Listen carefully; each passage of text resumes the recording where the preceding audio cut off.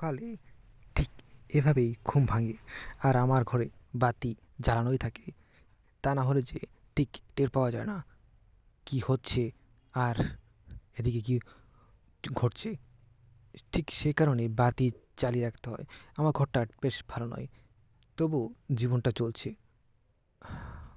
সকালেই চায়ের দোকানে এসে চা না খেলে চলে না। এ হচ্ছেন আমাদের একজন লুড্ডু কাকু। দারুণ লুড্ডু খেলতে ভালোবাসেন, আর তার ভালোবাসার জন্য সে বিখ্যাত। তাকে ছাড়া যেন আসর জমেই না। যাই হোক বন্ধুরা, অফ সাইডে কথাগুলো বলে ফেলাম, কিছু মনে করবেন না। এনার কাজ যেভাবে চালিয়ে যান, ঠিক তেমনি আমাদের সাথে সম্পর্ক রক্ষা করেও চলে যান।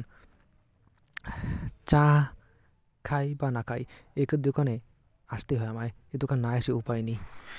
ঠিক এটাই আমার খাদ্য, প্রতিদিনকার মতো বিস্কুট আর জল। আর তারপরে এসে বাচ্চাদের সাথে লাফালাফি না করলে আমার যেন ভালোই লাগে না। কারণ নিত্যদিনের কাজ এটা, সকাল হোক বা দুপুর এভাবে করি। আর ভিজিটিংয়ে বেরোনোর পর সে কোথায় যায় তা এখন ঠিক থাকে না। কারণ ভিজিটিংয়ে গ্রাম থেকে গ্রামান্তরে ঘুরে বেড়াতে হয়। এই গ্রাম থেকে গ্রামান্তরে ঘুরে বেড়ানোর বিষয়টা ভালো, আবার অনেকটা অন্যরকম।